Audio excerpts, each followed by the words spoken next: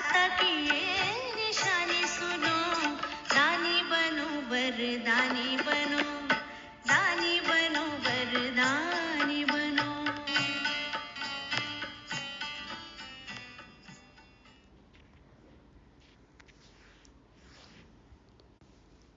ओम शांति। अविनाशी ज्ञान रत्नों की लेन देन कर एक दो की पालना करने वाले, अपार खुशी में रहने वाले बेफिक्र निरंतर योगियों को गॉडली मॉर्निंग। आज की मुरली से कुछ प्रश्न हैं। पहला प्रश्न है, सतो प्रधान शब्द का क्या अर्थ है? बाबा मुरलियों में हमेशा कहते हैं ना, आत्मा सतो प्रधान थी और बुद्धि सतो प्रधान होनी चाहिए। तो क्या अर्थ है सतो प्रधान शब्द का? दूसरा प्रश्न है, सबसे ऊंचा पुरुषार्थ कौन सा है? अगला प्रश्न है, आदि सनातन देवी देवता धर्म से भी ऊंचा कौन सा धर्म है? अगला प्रश्न है, बाबा ने ब्रह्मा तन रूपी रथ ही क्यों लिया? पांचवा प्रश्न है, रॉयल घराने में कौन सी आत्माएं आएंगी? छठा प्रश्न है, सबसे ऊंची सेवा कौन सी है? बाबा तो है ही विश्व कल्याणकारी, सच्चा सच्चा सेवाधारी, निष्काम सेवाधारी। हमारे लिए सबसे ऊंची सेवा कौन सी है जो हम कर सकते हैं? सातवां प्रश्न है, हमारा धंधा कौन सा है? इस समय कौन सा धंधा होना चाहिए? आठवां प्रश्न है, कोई भी ज्ञान की या विद्या की धारणा कब होती है? नौवां है, वाक्य पूरा करें। पढ़ेंगे लिखेंगे तो होंगे नवाब डैश डैश डैश। क्या कहेंगे? पढ़ेंगे लिखेंगे तो होंगे नवाब। मोबाइल में लगे रहेंगे तो हो जाएंगे खराब। और आज का आखिरी प्रश्न है, बाप की ब्लेसिंग कैसे मिलेगी? तो अब समय है बाबा के आंसर से अपने आंसर्स मैच करने का। सुनते हैं 14 अप्रैल 2023 के परमात्मा महावाक्य। मीठे बच्चे, मम्मा बाबा समान सर्विस करने के लिए बुद्धि को सतो प्रधान बनाओ। सतो प्रधान बुद्धि वाले ही धारणा कर दूसरों को करा सकते हैं। मम्मा बाबा के समान हमें भी सर्विस करनी है, लेकिन बुद्धि सतो प्रधान होनी चाहिए। माना बुद्धि में और कोई भी किचड़ा नहीं होना चाहिए, व्यर्थ नहीं होना चाहिए। बाबा कहते हैं ना सतो प्रधान, माना आत्मा जब अपने सातों गुणों में 100% हो, भरपूर हो, उसको कहा जाता है सतो प्रधान। तो सतयुग में हमारी सतो प्रधान अवस्था थी, आत्मा सातों गुणों में 100% थी, भरपूर थी। और बुद्धि सतो प्रधान माना बुद्धि में बिल्कुल भी मलिनता न हो, तमो प्रधानता न हो, विकारी आसुरी विचार न हो, स्वभाव संस्कार एकदम शुद्ध हो। बाबा कहते हैं सतो प्रधान बुद्धि वाले ही धारणा कर दूसरों को करा सकते हैं। जब क्लीन एंड क्लियर इंटेलेक्ट होगा तभी हमारे में धारणा हो सकती है। ज्ञान रत्नों को हम धारण कर सकते हैं और औरों को भी करा सकते हैं, उनको भी तीर लगा सकते हैं, समझा सकते हैं। तो बाबा कहते हैं मम्मा बाबा समान सर्विस करने के लिए बुद्धि को सतो प्रधान बनाओ। बुद्धि में बाबा के सिवाय और कुछ भी नहीं होना चाहिए, तब बुद्धि होगी सतो प्रधान। सतो प्रधान बुद्धि वाले ही धारणा कर दूसरों को करा सकते हैं। प्रश्न है आज का, ऊंचे से ऊंचा पुरुषार्थ कौन सा है जो अभी तुम बच्चे कर रहे हो? हम बच्चे सबसे ऊंचा पुरुषार्थ कौन सा कर रहे हैं? उत्तर में बाबा कहते हैं माता पिता के तख्त को जीतना, यह है ऊंचे से ऊंचा पुरुषार्थ। जिस तख्त पर माता पिता बैठे उस पर जीत पाना, माना उसको प्राप्त करना, यह है ऊंचे से ऊंचा पुरुषार्थ। मम्मा बाबा आकर तुम्हारे वारिस बने, ऐसा नंबर 1 बनने का लक्ष्य रखो। इसके लिए ऊंचे से ऊंची सेवा करनी है बहुतों को आप समान बनाना है, दुखी मनुष्यों को सुखी बनाना है, अविनाशी ज्ञान रत्नों को बुद्धि रूपी बर्तन में धारण कर दूसरों को दान देना है। गीत सुना ना, दानी बनो वरदानी बनो। तो बाबा कहते हैं सबसे ऊंचा पुरुषार्थ कौन सा है? माता पिता के तख्त को जीतना। मम्मा बाबा आकर हमारे वारिस बने, ऐसा नंबर 1 हमें बनना है। इसका विस्तार मुरली में है, आगे सुनेंगे। बाबा कहते हैं ऊंचे से ऊंची सेवा करनी है। सबसे ऊंची सेवा कौन सी है? कि बहुतों को आप समान बनाना है, लेकिन उसके पहले हमें बाप समान बनना है। बाबा कहते हैं दुखी मनुष्यों को सुखी बनाना है और अविनाशी ज्ञान रत्नों को बुद्धि रूपी बर्तन में धारण करना है और फिर दूसरों को दान देना है। तो वाणी से तो हम सेवा कर सकते हैं ज्ञान देने का, और कर्म से हमें गुणों का दान करना है, और मनसा से हमें शक्तियों का दान करना है। तो ऐसे दानी वरदानी महादानी हमें बनना है। गीत बजा, भोलेनाथ से निराला कोई और नहीं, वो है बिगड़ी को बनाने वाला। ओम शांति। अब बच्चे तो पहचान गए हैं कि हमको बाप अथवा माता पिता सिखलाने वाले हैं। कौन हमें सिखा रहे हैं? बेहद के बाप माता पिता, है ना। सबने पहचान लिया है ना। बच्चों को ही इस खुशी में रहना है। जो पहचान चुके हैं वही खुशी में रह सकते हैं। अभी तो हम बेहद के बाप के बने हैं, प्रतिज्ञा भी बच्चे करते हैं। बाबा अभी हम आपके ही हैं, हम हैं ईश्वर के, अब असुरों के संबंध में नहीं हैं।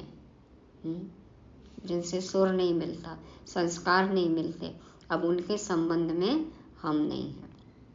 अब किसके संबंध में हैं? ईश्वर के संबंध में। एक ईश्वर से ही हमारे सारे संबंध हैं। बाबा हम आपके ही हैं, हम आसुरी मत पर नहीं चलते। आसुरी मत किसको कहा जाता है? जो श्रीमत पर न चल आसुरी कर्म करते हैं। बाबा की श्रीमत के अलावा हम किसी भी मत पर चल रहे हैं, चाहे वो मनमत हो, परमत हो, गूगल मत हो, जनमत हो, कुछ भी हो, सब है आसुरी मत, क्योंकि उससे आसुरी कर्म ही होते हैं। एक है ईश्वरीय कर्म, दूसरा है आसुरी कर्म। यह बात कोई भी नहीं जानते कि आदि सनातन देवी देवता धर्म कब और किसने स्थापन किया था, और सभी धर्म वाले अपने अपने धर्म को जानते हैं। कल की मुरली में बाबा ने कहा ना कि संगम युगी ब्राह्मण धर्म सबसे ऊंचा है। तो हम जानते हैं अपना धर्म। बाबा कहते हैं मनुष्यों को नहीं पता कि आदि सनातन देवी देवता धर्म कब और किसने स्थापन किया, और सभी धर्म वाले अपने अपने धर्म को जानते हैं। सन्यासी कहेंगे हमारा धर्म शंकराचार्य ने स्थापन किया, देवी देवता धर्म तो अब है नहीं, तो बताए कौन? लक्ष्मी नारायण आदि का कोई को पता नहीं है। बाप को ही नहीं जानते तो बेमुख हो गए हैं। चलो आदि सनातन देवी देवता धर्म का तो नहीं पता है, लेकिन हिंदू धर्म भी जो कहते हैं तो उसके भी स्थापक कौन हैं वो नहीं पता, क्योंकि इतने सारे भगवानों को मानते हैं। तो बाबा कहते हैं कि लक्ष्मी नारायण का भी किसी को नहीं पता है, बाप को ही नहीं जानते तो बेमुख हो गए हैं। यह भी ड्रामा में नूंद है। अभी तुम बच्चे जानते हो, बेहद का बाप आकर हम बच्चों को फिर से राजयोग सतयुग के लिए सिखाते हैं। तुमको वैकुंठ का मालिक बनना है, कृष्णपुरी जाना है। यह तो कंसपुरी है। कंस और कृष्ण इकट्ठे नहीं हो सकते, हीरो और विलेन एक साथ नहीं हो सकते।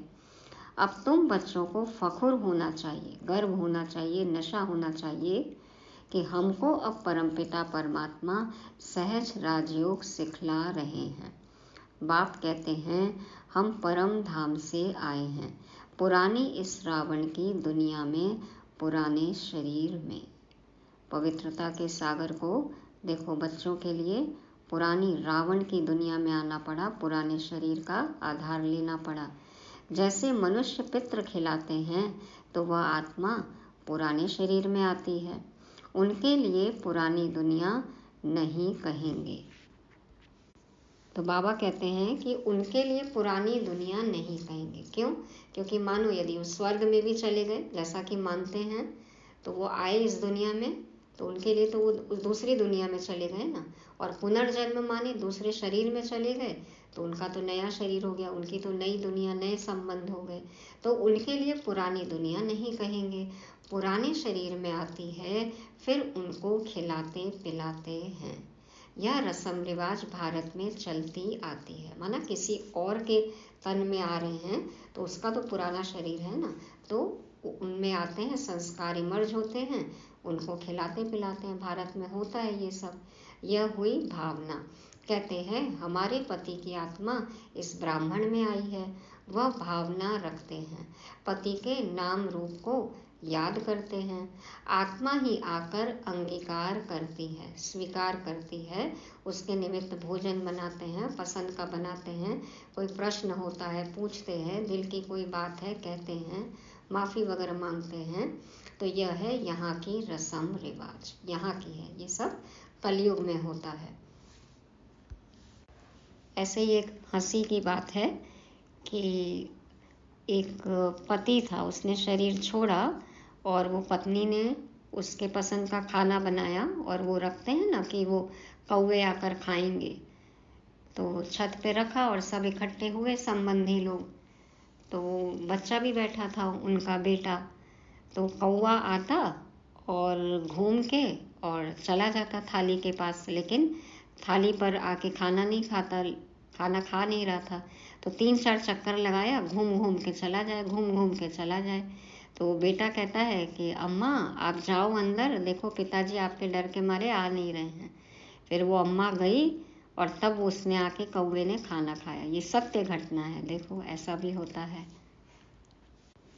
तो देखो बच्चा भी कितना होशियार था, उसने सोचा इतने रिश्तेदार इकट्ठे हैं, फालतू तमाशा होगे, बातें होंगी, तो अम्मा को अंदर भेज दिया ताकि पिताजी आके खाना खा लें। ऐसी ऐसी घटनाएं होती रहती हैं। तो बाबा कहते हैं कि सतयुग में यह बातें नहीं होती। ये सब यहाँ की रस्म रिवाज है। सतयुग में यह बातें नहीं होती। फालतू खर्चा करना, धक्का खाना, यह भक्ति मार्ग की रस्म है।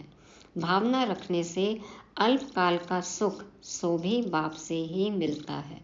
भक्ति करते हैं तो भी सुख देने वाला तो बाबा ही है ना, शिव बाबा है।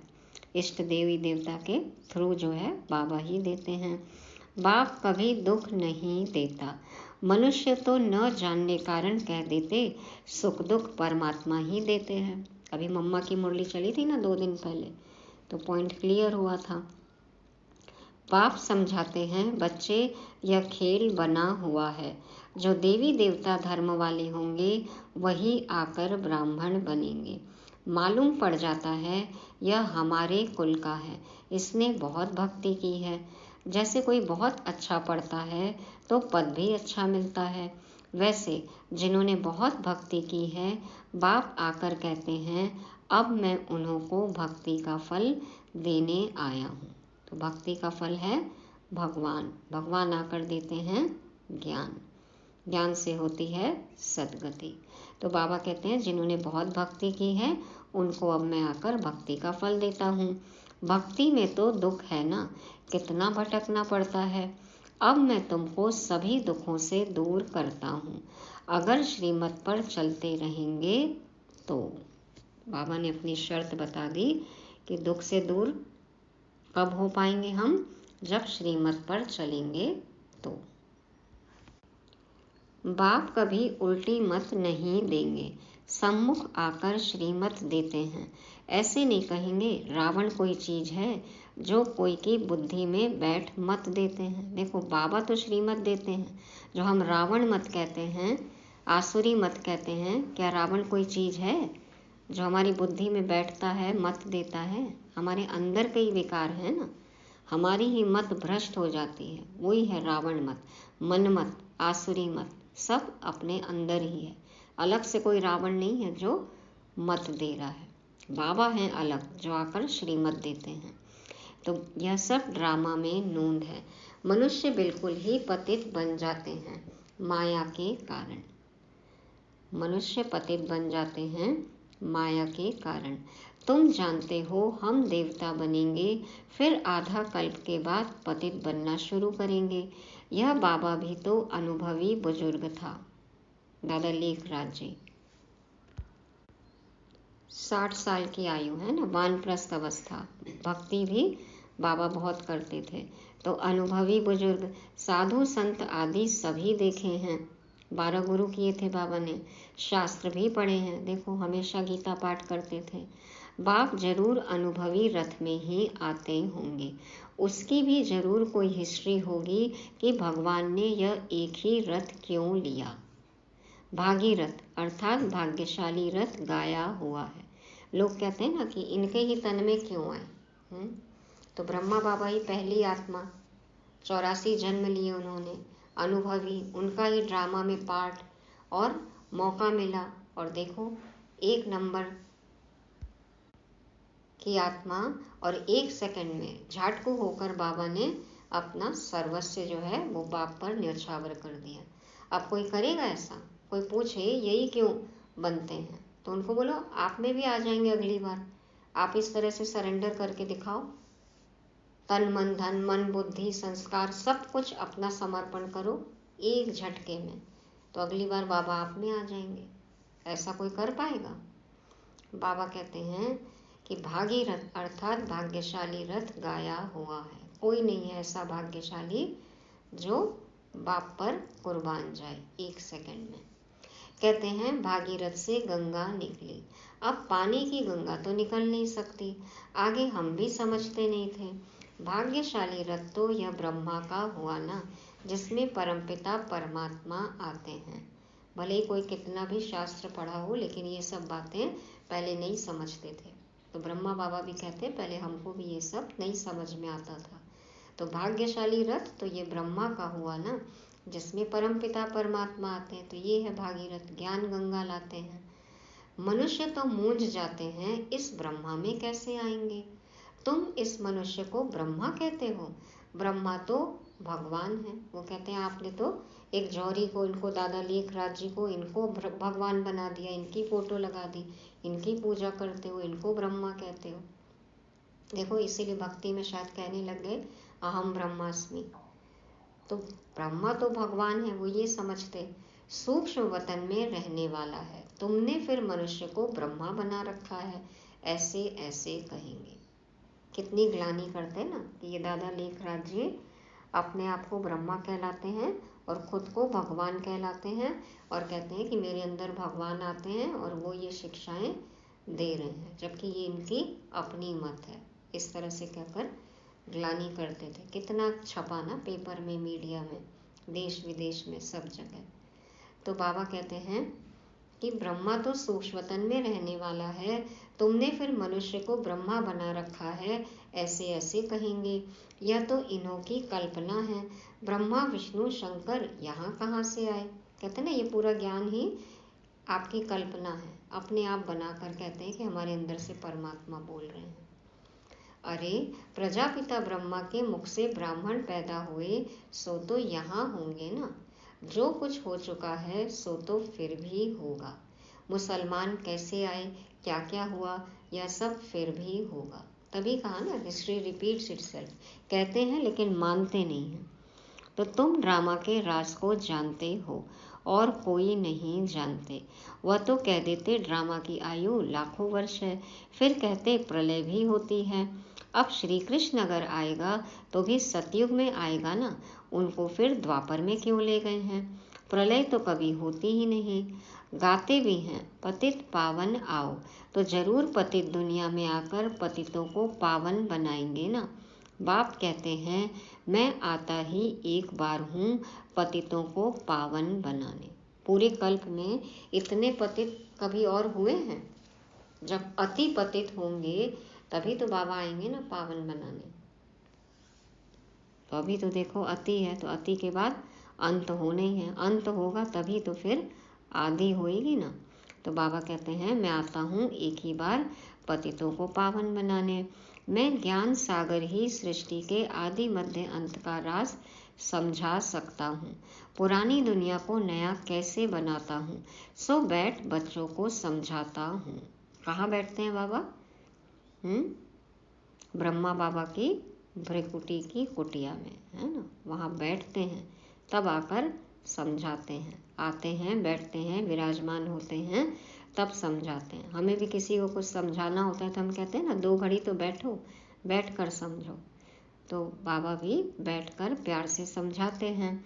वह हद के घर की बात होती है, यह है बेहद का घर। बाप का तो प्यार रहता है ना, तब तो भक्ति मार्ग में भी इतनी मदद करते हैं। प्यार है तभी देखो आते हैं, बैठते हैं, समझाते हैं, भक्ति में भी मदद करते हैं। मनुष्य तो कर न सके। कहते हैं ईश्वर ने सुख का जन्म दिया। किसके पास पैसे बहुत होते हैं तो कहते हैं ईश्वर का दिया हुआ है। फिर वह ले लेते हैं तो दुख क्यों होना चाहिए। कहते हैं ना सब भगवान का दिया हुआ है, तो फिर जब चला जाता है तो रोते क्यों हैं। अब बाप कहते हैं और कोई की बातें न सुनो सिवाय एक बाप की। अब देखो आँख में तो ढक्कन है, चाहे तो आप बंद कर लो, न देखो, लेकिन कान में ढक्कन नहीं है, तो फिर कोई और बातें सुनाई देती हैं तो क्या करना चाहिए। बाबा कहते हैं सिवाय एक बाप के सुनो। क्या है कान का ढक्कन? एयरपॉड्स लगा लें। देखो यदि व्यवहारिक जीवन में देखें तो हमें जो बात नहीं अच्छी लगती या जो हमें काम नहीं करना होता है, कोई हमें कहता भी है तो भी हम सुन के अनसुना कर देते हैं ना, क्योंकि हमारा मन नहीं है। तो ऐसे ही हम अपनी बुद्धि कहीं और लगाएंगे, ध्यान नहीं देंगे, तो हम नहीं सुन सकेंगे वो बातें। जैसे कई लोग हैं नगाड़ा बजता है तो भी सो जाते हैं, तो हम चाहें तो न सुने। तो उसी तरह से बाबा कहते हैं कि सिवाय एक बाप की बात के और किसी की भी बात नहीं सुनना है। जैसे देखो इतनी हॉर्न की आवाज़ होती है तो भी कई लोग सो जाते हैं, रोड पे ही सो जाते हैं। तो एक शब्द है हियर और एक शब्द है लिसन। तो हियर माना ठीक है आवाज़ आ रही है लेकिन आप ध्यान नहीं दे रहे हो, और लिसन माना ध्यान दे के सुनना। जैसे सी और वॉच है, सी माना देखना, वॉच माना ध्यान से देखना। तो इसी तरह से बाबा जो ध्यान से सुनने की बात कहते हैं वो हमें सिर्फ एक बाप की बात ही सुननी है। बाप टीचर गुरु तीनों रूप में पाठ बजाकर दिखाते हैं। BTS है ना, सदगति दाता है ही एक, अंधों की लाठी एक प्रभु, पतितों को पावन बनाने वाला एक प्रभु। बाप कहते हैं मैं साधुओं का भी उद्धार करने आता हूँ। तो अंधों की लाठी एक प्रभु, पतितों को पावन बनाने वाला एक प्रभु, सभी का उद्धार करने वाला एक सदगति दाता कौन है? शिव बाबा है। तो तुम सब ब्रह्मा कुमार कुमारियां हो। सतयुग में था पवित्र प्रवृत्ति मार्ग, अब हो गया है अपवित्र प्रवृत्ति मार्ग, जिसको विकारी प्रवृत्ति मार्ग कहा जाता है। मनुष्य महान दुखी हैं, बात मत पूछो। क्यों दुखी हैं? विकारी प्रवृत्ति के कारण ही तो आज दुखी है ना। बाबा कहते इतने दुखी हैं कि बात मत पूछो। त्राही त्राही करते हैं, रोते पीटते हैं। अनेक धर्म हैं, सतयुग में था एक धर्म, जो एक बाप ही स्थापन करते हैं। गीता में श्री कृष्ण भगवानुवाच लिख दिया है, यह है एकज भूल।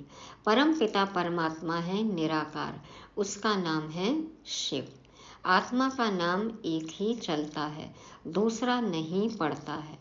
बाबा का नाम है शिव, सदा शिव कहते हैं ना, और आत्मा माने आत्मा, लेकिन जो नाम पड़ता है वो शरीर का पड़ता है। तो शरीर छूटता है फिर दूसरा नाम हो जाता है, तो शरीर का नाम बदलता है। एक शरीर छोड़ दूसरा लिया तो नाम बदल जाएगा। बाबा का नाम एक शिव बाबा, बस उनको शारीरिक नाम मिलता नहीं। आत्मा जो 84 जन्म भोगने वाली है उनके शरीर का नाम है। बाप कहते हैं मेरा तो एक ही नाम है, शिव, सदा शिव। भल मैं इनमें प्रवेश करता हूँ, परंतु शरीर का मालिक तो इस दादा की आत्मा है जिसमें प्रवेश कर प्रजा रच रहा हूँ। बाबा कहते हैं ना मैं तो लोन लेता हूँ, किराया देता हूँ। प्रजापिता तो जरूर यहाँ चाहिए ना। मनुष्य तो इन बातों को जानते नहीं। यह एक ही कॉलेज है जहाँ सब पढ़ते हैं। मुरली सब जगह जाती है, फिर कोई की बुद्धि सतो प्रधान है, कोई की सतो, कोई की रजो, कोई की तमो। बिल्कुल ही धारणा नहीं होती तो उनके कर्म ऐसे ठहरे। मुरली श्रीमत एक जैसी है, सब जगह जाती है। अब जैसी बुद्धि उस तरह से धारणा होती है। सतो प्रधान बुद्धि, पूरी क्लैरिटी है, पूरी साफ बुद्धि है, स्वच्छ बुद्धि है, तो धारणा बहुत अच्छी। सतो प्रधान, कोई की सतो रजो तमो परसेंटेज है, और कोई की तो बिल्कुल ही धारणा नहीं होती। तो जैसी धारणा होती है, जैसी समझ आती है, वैसे कर्म करते हैं। बाप क्या करें इसमें? बाबा क्या करेंगे? बाबा तो सबको एक जैसा समझाते हैं। अब बाप क्या करें? सब तो एक समान हो भी नहीं सकते। यह ईश्वरीय कॉलेज है, ईश्वर पढ़ाने वाला एक है। जिनको पढ़ाते हैं वह धारणा कर फिर टीचर बनते हैं पढ़ाने लिए। हर एक को देखना चाहिए मेरी सतो प्रधान बुद्धि है। जब हम बाबा के पास आते हैं, पढ़ते हैं, बुद्धि में ऑलरेडी कुछ भरा हुआ होगा, तो जब हम मुरली सुनेंगे तो कितने पॉइंट्स हम ग्रहण कर सकते हैं। जब बुद्धि रूपी बर्तन खाली होगा तभी तो हम बाबा की बातें सुन सकते हैं ना, ज्ञान के पॉइंट्स धारण कर सकते हैं। यदि ऑलरेडी बुद्धि में कचरा भरा है, व्यर्थ की बातें भरी हैं, इधर उधर की बातें हैं, तो जगह कितनी बचेगी बुद्धि में? ग्रहण करने की शक्ति ही नहीं होगी। तो सतो प्रधान बुद्धि माना बाहरी दुनिया की चीज़ों से बुद्धि एकदम खाली हो, वो है सतो प्रधान बुद्धि, जिसको कि क्लीन एंड क्लियर इंटेलेक्ट कहा जाता है। तो वो है सतो प्रधान बुद्धि। मैं बाबा मम्मा मिसल समझा सकता हूँ। बाबा मम्मा को देखो, बाबा और बाबा की मुरली के अलावा, सेवा के अलावा कोई भी और विचार नहीं चलते थे, इसलिए इतनी अच्छी मुरली की चर्निंग होती थी और क्लासेस ले सकते थे। तो मैं बाबा मम्मा मिसल समझा सकता हूँ। बाबा के पास तो सब सेंटर्स का समाचार आना चाहिए कि कितने स्टूडेंट्स रेगुलर आते हैं, रजिस्टर होता था पहले, कब से पवित्र रहते हैं, एक एक के बारे में पूरी जानकारी होती थी। बाप को सब पोता मेल का मालूम पड़ना चाहिए। मात पिता बड़े हैं ना, कचहरी लगती थी पहले, तो मात पिता बड़े हैं ना, जगदम्बा माँ भी तो बच्ची ठहरी। यह बाबा इस दुनिया का भी अनुभवी है। ड्रामा में मुख्य एक्टर्स देखे जाते हैं ना, बाबा ने यह भी रथ लिया है, जरूर कुछ तो होगा ना, कुछ तो है ना उस आत्मा में, ऐसा पुरुषार्थ किया है ना उन्होंने, तभी तो बाबा ने उनको चुना।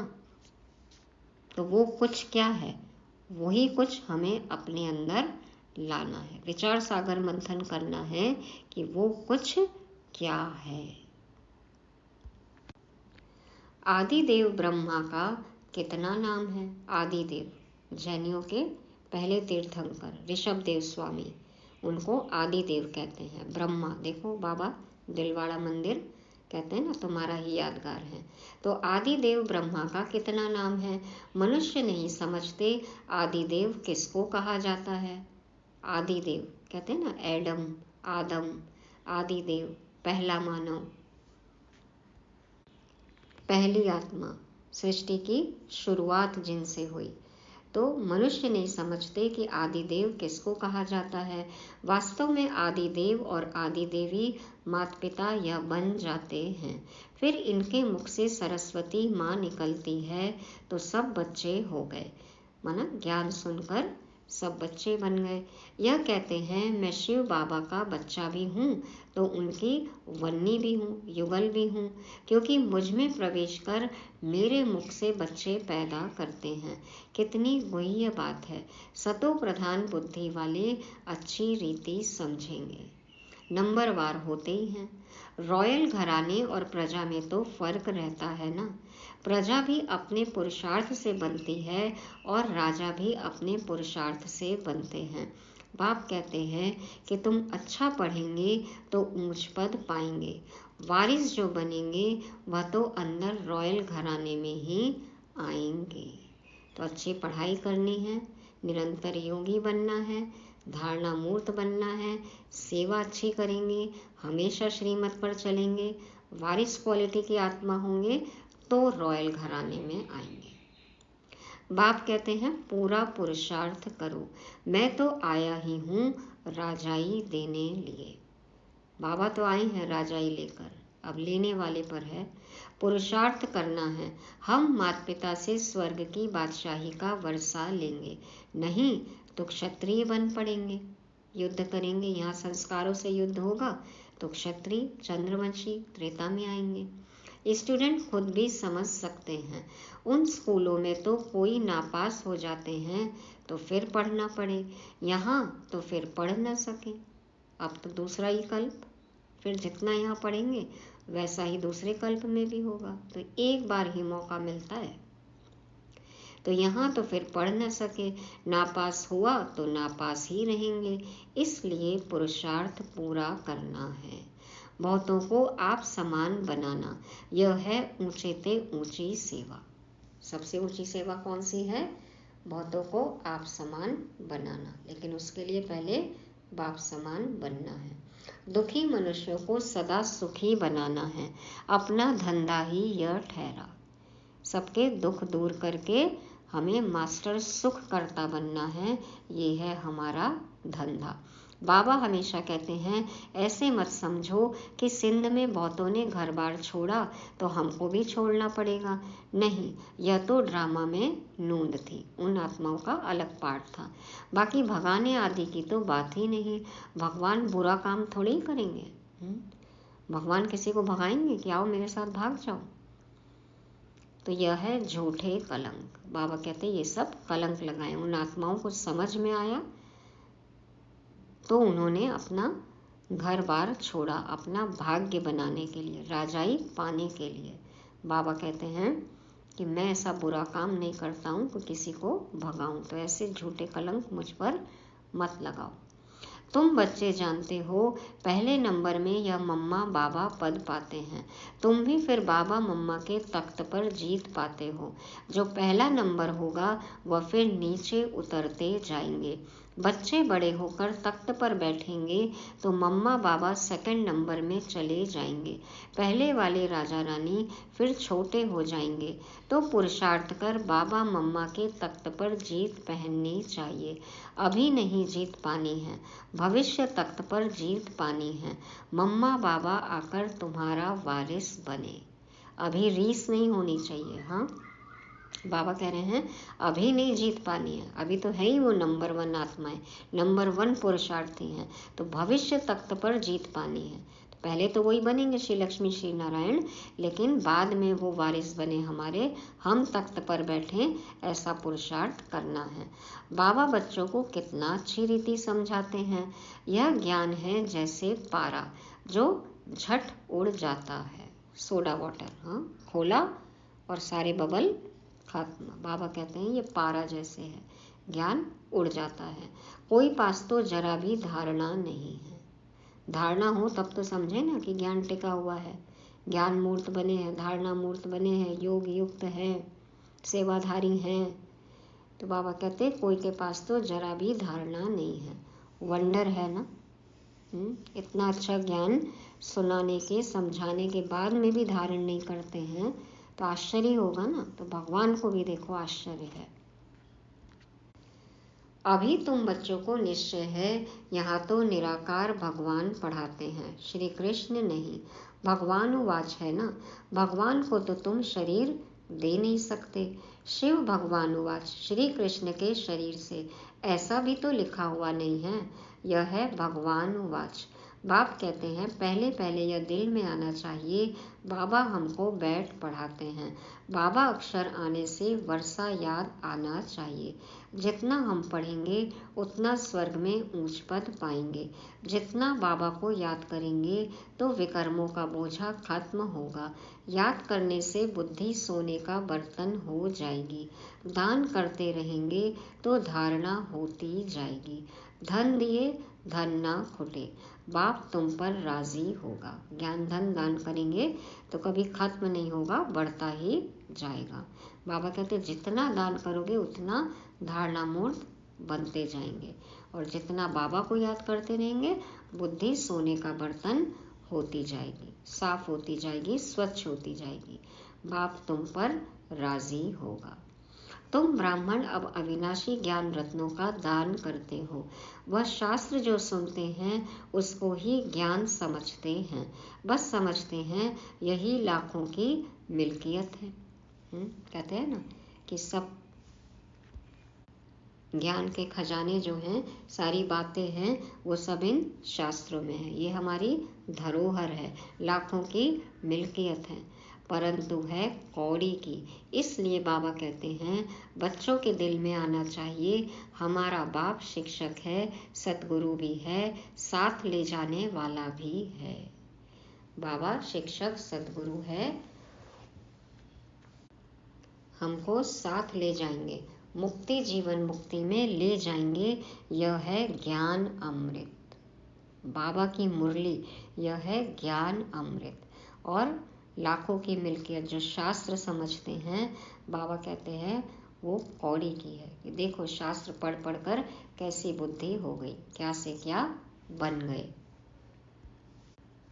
बातें हैं उसमें भी अच्छी, लेकिन सही तरह से समझ नहीं पाए। बाबा कहते हैं ना कि आटे में नमक मिसल, उतनी तो सच्चाई है, तो वो सत्य को नहीं समझा पाए। या ये कहें कि उनको पासवर्ड ही नहीं पता था। तो बाबा आए और फिर बाबा ने हमें सत्य यथार्थ समझाया। तो ये है ज्ञान अमृत। बच्चे स्कूल में पढ़ते हैं तो ब्रह्मचारी रहते हैं, है ना। शुरू में भी था 4 आश्रम, 1 से 25 वर्ष गुरुकुल में रहते थे, ब्रह्मचर्य का पालन करते थे। अगर गंदे हो जाते तो पढ़ाई ठंडी हो जाती, बुद्धि एकदम मलिन हो जाती। आजकल देख ही रहे हैं। यह फिर है रूहानी विद्या। ब्रह्मचर्य में रहने बगैर धारणा होगी नहीं। कोई भी ज्ञान, कोई भी स्किल, कोई भी विद्या, कोई भी टैलेंट, ये सब कब टिक सकता है? जब ब्रह्मचर्य की पालना करते हैं तब। नहीं तो क्या होता है, बुद्धि दूसरे ही तरह के ख्याल करने लगती है। तो बाबा कहते हैं ब्रह्मचर्य में रहने बगैर धारणा होगी नहीं। बाप कहते हैं अब पढ़ लो, नहीं तो कल्प कल्प स्वर्ग के मालिक बन नहीं सकेंगे, अपने पुरुषार्थ से ही बनेंगे। बाप आशीर्वाद करे फिर तो सबको राजा बना दे। आशीर्वाद से यदि राजाई मिले तो फिर बाबा तो सबको बना देना। तो राजाई कैसे मिलेगी? अपने पुरुषार्थ से। बाप का आशीर्वाद क्या है? आना और पढ़ाना, ये है उनका आशीर्वाद जो सब पर है। तो बाप कहते हैं यह तो पढ़ाई है, पढ़ेंगे लिखेंगे तो होंगे नवाब, पढ़ेंगे लिखेंगे तो होंगे नवाब। अगर बुद्धि धक्के खाती रहेगी तो खराब हो जाएंगे। तो पढ़ेंगे लिखेंगे तो होंगे नवाब, बुद्धि भटकेगी तो होंगे खराब। बुद्धि धक्के खाएगी तो होंगे खराब। यह बहुत बड़ा कॉलेज है, नाम ही है ब्रह्मा कुमार कुमारियों का ईश्वरीय विश्वविद्यालय। ईश्वर का स्थापन किया हुआ है, ईश्वर को ही बाप कहा जाता है। तो बाप ही बाप, टीचर सतगुरु है। यह सिवाय तुम्हारे कोई भी समझते नहीं। सतगुरु के रूप में सभी को वापस ले जाने वाला है। बाप गारंटी करते हैं मैं सभी को वापस ले जाऊंगा, मैं सबको वापस ले जाऊंगा। कहाँ कहाँ जाना है? जिसके लिए तुम आधा कल्प भक्ति करते आए हो, मुक्ति धाम ले जाऊंगा। फिर जो श्रीमत पर चलेंगे वह वैकुंठ का मालिक बनेंगे। मुक्ति धाम तक तो सबको ले जाऊंगा, लेकिन उसके बाद जिन्होंने ज़्यादा पुरुषार्थ किया वो जाएंगे सुख धाम में। अच्छा, मीठे मीठे सिके लदे बच्चों प्रति माता पिता बाप दादा का याद प्यार और गुड मॉर्निंग। रूहानी बाप की रूहानी बच्चों को नमस्ते। हम रूहानी बच्चों की रूहानी बाप दादा को याद प्यार, गुड मॉर्निंग और नमस्ते। शुक्रिया बाबा, शुक्रिया। धारणा के लिए मुख्य सार। पहला पॉइंट, पढ़ाई को धारण कर दूसरों को पढ़ाने लायक बनना है। मम्मा बाबा समान सर्विस करनी है। दूसरा, अविनाशी ज्ञान रत्नों का दान कर दुखी मनुष्यों को सुखी बनाना है। पढ़ाई अच्छी तरह पढ़नी है। वरदान है, साधना और साधन के बैलेंस द्वारा अपनी उन्नति करने वाले ब्लेसिंग के अधिकारी भव। साधना और साधन के बैलेंस द्वारा अपनी उन्नति करने वाले ब्लेसिंग के अधिकारी भव। बाबा कहते हैं ना, बैलेंस से ब्लेसिंग। बहुत तरह के बैलेंस बाबा ने मुरलियों में बताए हैं। आज कहते हैं साधना और साधन का बैलेंस। तो बाप दादा समझाते हैं, साधनों को आधार बनाने के बजाय अपनी साधना के आधार से साधनों को कार्य में लगाओ। किसी भी साधन को उन्नति का आधार नहीं बनाओ, नहीं तो आधार हिलने के साथ उमंग उत्साह भी हिल जाता है। क्योंकि साधन को आधार बनाने से बाप बीच से निकल जाता, इसलिए हलचल होती है। साधनों के साथ साधना हो तो हर कार्य में बाप की ब्लेसिंग का अनुभव करेंगे। उमंग उत्साह भी कम नहीं होगा। ये नहीं कि ये साधन हो तो योग लगेगा, ये नहीं कि ये साधन हो तो सेवा करेंगे। नहीं, आप योग युक्त हो, सेवा करो बाबा को साथ में रख के। अपने आप जो आपको साधन चाहिए वो ऑटोमेटिक अवेलेबल हो जाएंगे। बाबा से बड़ा कोई आधार हो सकता है क्या? तो हमें बाकी सभी स्थूल चीज़ों से निराधार बनना है। सिर्फ एक आधार, शिव बाबा। मेरा तो एक आधार, शिव बाबा। तो फिर मिलेगी बाप से ब्लेसिंग और उमंग उत्साह भी कभी कम नहीं होगा। हाँ, यदि जरूरी है आधार साधनों का, तो बाबा कहते हैं साधना और साधन का बैलेंस होना चाहिए, और तब हम बन जाएंगे ब्लेसिंग के अधिकारी। स्लोगन है, अगर मगर के चक्कर से न्यारे बनना है तो बाप समान शक्तिशाली बनो।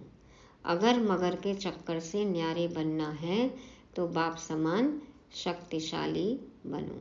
यदि बाप समान हम शक्तिशाली होंगे, मास्टर सर्वशक्तिमान होंगे, तो फिर अगर मगर किंतु परंतु कुछ भी नहीं होगा, क्योंकि हम सब कुछ करने में समर्थ होंगे। तो ये थी आज की साकार मुरली, जिसको रिवाइज करने के लिए पॉइंट्स हैं आज के। पहला है सतो प्रधान बुद्धि। तो आत्मा अपने सातों गुणों में भरपूर हो, बुद्धि एकदम क्लीन एंड क्लियर हो, बाबा और बाबा की मुरली के सिवाय बुद्धि में कोई भी बातें नहीं हो। दूसरा है नंबर 1 बनने का लक्ष्य। तो हमें नंबर 1 बनने का लक्ष्य रखना है। सतयुग में हमें मम्मा बाबा को वारिस बनाना है। तीसरा है पढ़ेंगे लिखेंगे तो होंगे नवाब, बुद्धि भटकेगी तो होंगे खराब। और चौथा है साधना व साधन का बैलेंस। साधनों के अभाव में साधना रुक नहीं जानी चाहिए। और पांचवा है बाप समान शक्तिशाली। इफ बट किंतु परंतु अगर मगर ऐसा वैसा कुछ भी नहीं। ओम शांति।